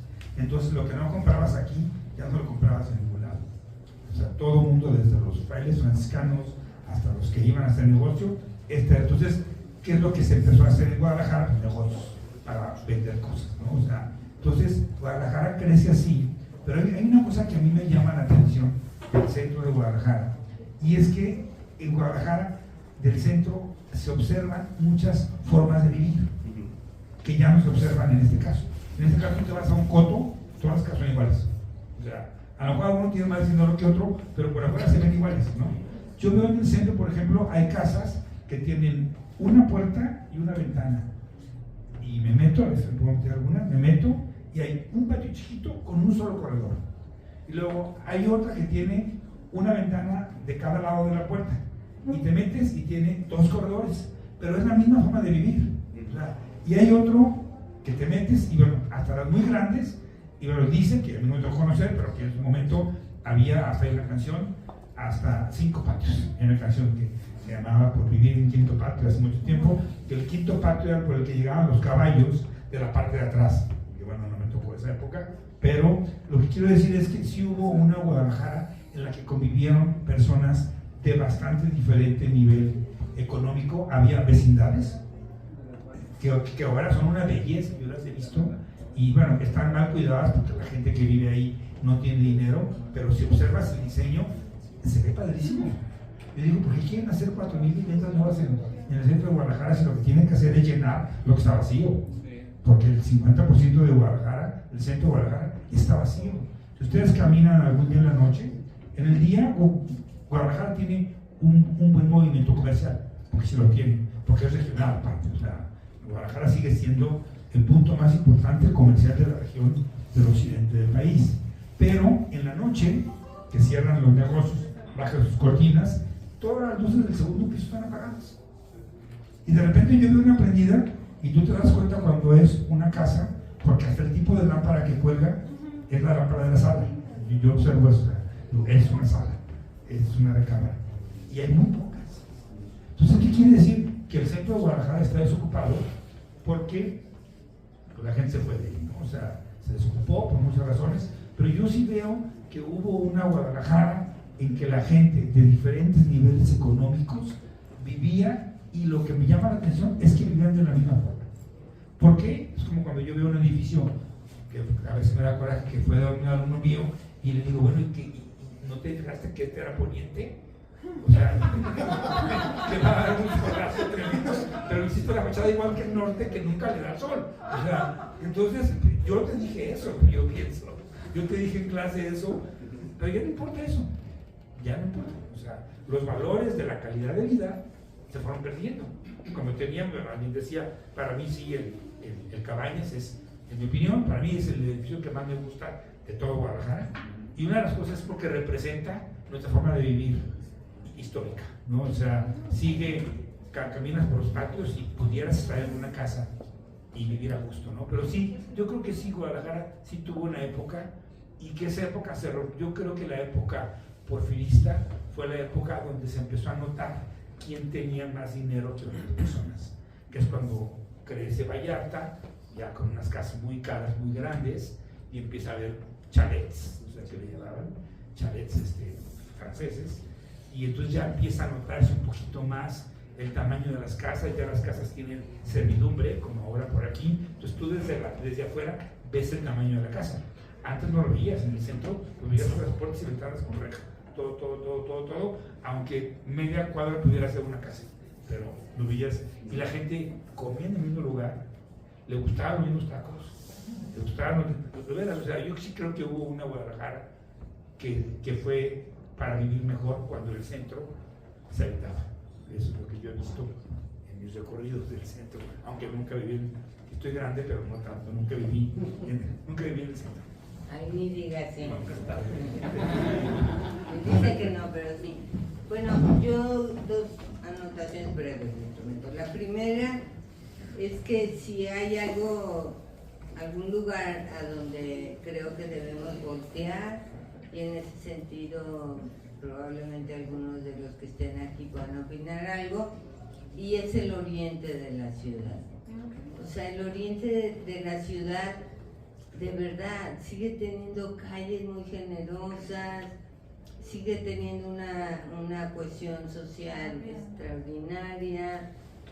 Puedes aprender tantas cosas ahí en el oriente, y bueno, gracias a Dios que nuestros gobernantes no han volteado para allá, porque pues, si hubieran volteado ya estuvieran haciendo algún desarrollo, ¿no? Pero bien, eso por un lado, no me parece que es el mejor lugar, y si yo tuviera que elegir, pues la verdad me iría al oriente, ¿no? Por el otro lado, el tema de Chapala y Ajijiquitapalco y todo eso, bueno, simplemente decirte que, bueno, obviamente en filosofía pues trabajamos sociología, desde la perspectiva de Pierre Bourdieu tiene que ver con los capitales, ¿no? ¿Dónde está el capital simbólico? ¿Dónde está el capital económico, no? Y siempre hay alguien, ¿no? Generalmente 2, 3, que son los que marcan o dan dirección a dónde hay que ir. Y bueno, pues una vez que se da ese pitazo, como quien dice, ya, de ahí en adelante, ¿no? Por ejemplo, si alguien con un capital muy alto, económico, social, reconocimientos, pone de moda, ¿qué te puedo decir? Dar tacos de cabeza y de lengua en la boda de su hija, la siguiente boda es así.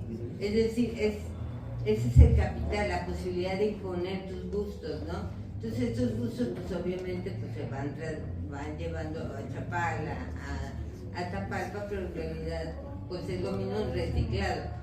¿Y qué pasa con esos lugares? Bueno, normalmente van a envejecer mal y bueno, van a encontrar otros lugares, ¿no? Y los van a destruir igual. Digamos que no es una buena inversión Chapala en Tapalpa, ¿no? Pero bueno, gracias por tus comentarios. Bueno, sí, no estoy seguro de si llegué a entender el punto de la primera pregunta, pero lo que a mí me viene es que, o sea, sí es como contradictorio la parte de Guadalajara y sus raíces geográficas y cuando volteé a ver afuera es como muy paradójico porque de alguna manera sí se siente como que este es su lugar, pero con cierto aspiracionismo hacia sobre todo Europa. O sea, quizás más para mal que para bien. O sea, sí, Guadalajara, lo que actualmente conocemos como centro histórico, era lo que para los españoles o criollos era Guadalajara, y Mexicalcingo, Analco y lo demás eran territorios que le pertenecían, pero no era Guadalajara, ¿no? Entonces, al final, pues, todo se volvió parte de lo mismo, pero de alguna manera, por un tema mucho más complejo también a nivel territorial mexicano, la manera en que se aprecia pues, tu arraigo ha como variado mucho. Ya sé lo que iba a decir. La manera en que nos relacionamos con el extranjero busca cómo ser, entre comillas, mejores, ¿no? Ha habido, no voy a decirlos, pero ha habido como temas despectivos, frases que dicen ciertos mexicanos que en teoría las poblaciones va a mejorar a partir de que ciertas culturas vayan desapareciendo cuando no es real, no es así como funciona. Y sin embargo, de manera consciente o inconsciente, se busca como llegar a eso mismo. Lo que iba a decir era que, o sea, Ciudad de México, desde un inicio era una gran ciudad, luego llegaron los españoles, se combinó, pero nunca dejó de ser una gran ciudad, ¿no? Nada más que ahora era una ciudad sincretizada. Guadalajara en su mayoría fue como una ciudad española con ciertas comunicaciones a poblaciones nativas o importadas de otras regiones. Entonces, vas al centro de Guadalajara y ves que hay monumentos del rey Carlos V, de los españoles no sé quién,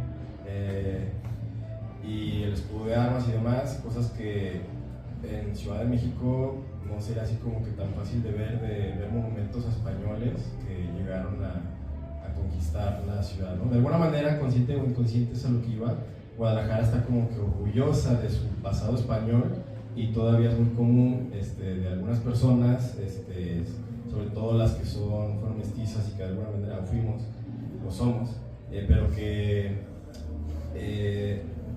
sin poder saberlo hay como una herencia que no se puede rastrear por cómo se dio las cosas en México, el tema del esclavismo o el abuso de ciertas personas, que hay ciertas personas que todavía dicen, no, pues mi abuelito, mi tatarabuelito, mi bisabuela era española o francesa, no sé qué, ¿no?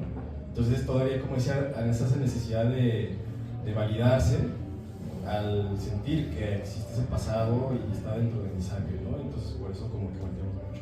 Y por eso digo que es paradójico, porque queremos sentirnos importantes al decir que en nuestra sangre hay algo de ellos, cuando también deberíamos sentir valor al decir que en nuestra sangre hay gente nativa, ¿no? Que pertenecían a ciertas culturas que tuvieron su relevancia y que no toda era la cultura azteca, había muchísimas culturas más. Y eso también es parte de lo que sucede en el siglo XX con el borrón del resto de culturas para establecer de manera tajante lo azteca, también de una manera muy superficial. Y la segunda pregunta, ¿cuál era? Lo de Chapala. Pues, bueno, serían muchos y luego lo del ego de la arquitectura, ¿no? Pero bueno, para quién es la arquitectura, lo que se construye, si realmente es para el arquitecto y por su ego, o pues, para quien la habita. Pues a veces para los dos, pero a veces también para ninguno, porque o sea, últimamente sale como esa frase, ahora ha aparecido en redes, pero es más, no es propiamente un meme, sino como una especie de frase crítica de que la arquitectura es solamente para gente pudiente o la arquitectura es elitista, ¿no? Yo diría sí y no, porque la arquitectura es arquitectura y la que lo manipula es la gente, ¿no? Así como que no hay cosas buenas ni malas, sino nuestro contexto social es lo que lo hace bueno o malo, nuestra cultura. Entonces, la arquitectura moderna, por poner ese ejemplo, nació como una alternativa social para que las poblaciones, los trabajadores y gente no tan adinerada tuviera oportunidades de tener una vivienda digna, de dimensiones adecuadas, a bajo costo. Pero fue evolucionando con otros temas sociales y económicos en el siglo XX, de manera que el capitalismo se dio cuenta de que era muy ventajoso construir a partir de la arquitectura moderna para hacer grandes construcciones con el mínimo de inversión y con la mayor ganancia, y entonces la arquitectura a partir de eso se comenzó a hacer muy elitista y marcar un margen muy amplio entre los equilibrios económicos y sociales. O sea, el ejemplo más claro, y también es un poco crudo y cruel recordarlo, Juan O'Gorman, entre otras cosas, por eso se quita la vida, porque él trajo la arquitectura moderna de alguna manera a México con esa aspiración de darle a la gente del pueblo, sobre todo por sus convicciones socialistas comunistas, de que toda la gente tuviera un hogar digno y que al final el capital lo tomara e hiciera todo lo contrario, ¿no? Entonces, pues, se quedó la vida y nosotros no debemos hacer eso, pero debemos de pensar más al respecto de qué estamos haciendo con la arquitectura. Yo nada más para concluir agradezco al panel, siempre es interesante promover estos espacios y espero que en alguno de ustedes, muchachos y otros muchachos, estén en 40 años, ya que tengan ya una madurez, escribiendo qué es la escuela de arquitectura, tapatía o lo que quieran. Ahorita ya no estamos hablando más que de manierismo, de hacer a manera de, porque yo veo los proyectos que doy clase están copiando, pero que tienen más likes, ¿no? En Instagram. Estamos repitiendo sin esencia, entonces me va a dar esa inquietud que a lo mejor me va a tocar ver que alguno de ustedes haga esta compilación, así como a alguien le tocó incluir en el ecléctico, pues las casas que son neomedieval, pero como nomás hay 4 ejemplos, pues no se alcanzó a ver la categoría, como el neogótico. Entonces a ustedes va a tocar esta parte, ¿no? El arquitecto no nomás es construir casas, ¿no? Es meterte en la legislación, a documentar, a hacer historia, a hacer estos paneles para que tengamos masa crítica. Entonces, por ahí ya Inés Bachés Palomar acaba de sacar un libro que se me hizo interesantísimo y ojalá que alguien repita esa tendencia, Arquitectura de Remesas. Yo veo a alguien súper joven que dijo, caray, todo esto se repite de un patrón, ¿y cuál fue? Él está agrupando en una publicación con una justificación una misma tipología de arquitectura que viene de la gente que se va a trabajar a Estados Unidos porque cierra el ingenio, ¿no? Y yo cuando lo platicaba no dejaba de pensar en Tepatitlán, toda esta parte de los Altos de Jalisco que es, wow, yo lo conocí de niño y eran los aluminios dorados, así que te vas. Y si ponías un portón, otro ponía más dorado y más grande. Y hasta el día de hoy, en Guadalajara, todavía va a haber esta persona que va a estar queriendo estar por arriba, es una competición. Entonces, así como los corridos de la revolución ahorita son patrimonio, a ustedes les va a tocar en 40 años todavía que tengan esa madurez, ver qué Peso Pluma va a estar en esta categoría. Y con justa razón, porque está hablando de lo que está sucediendo en el 2024. ¿Sí? Entonces, ojalá que alguno de ustedes se vaya por esta vena histórica, de investigación. Acá, mi estimado, está haciendo una muy buena labor con Momo. O sea, hay mucha gente que te sigue, entonces estás tú marcando también una tendencia a los jóvenes, ¿no? Rebeca está marcando una tendencia, son personas, Javier Iturbide está marcando una tendencia de que tienen seguidores para cosas buenas. Necesitamos más personas que estén fomentando esto. Y ya les va a tocar inventar esta parte, ¿no? De cómo le vamos a poner a toda esta arquitectura que se parece a... Se los dejo de tarea. Oye, ya no la vamos a etiquetar. No, claro. Ya no. Les va a tocar difícil No, a ellos. nosotros no, a él. Bueno, pues disculpe, pero ya muchas gracias por la participación. Ya dimos cierre a la noche. Nomás gracias a los ponentes por acompañarnos y recordarles que Hablemos de Guadalajara continúa todavía la siguiente semana, el jueves. Vamos a tener un taller de dibujo arquitectónico de nivel intermedio para los que todavía no están iniciando y para los que ya tienen práctica, con los arquitectos Patricia Torres Meyer e Iván Ortiz Martínez. Y nada, los que se gusten inscribir, tiene un proceso de inscripción en la página web, ahí pueden encontrar información si nos acercan a mí. Y de aquí al fondo, Fer nos va a ayudar, si pueden ayudarnos escaneando el código para den su reseña de la noche, qué tal la pasaron.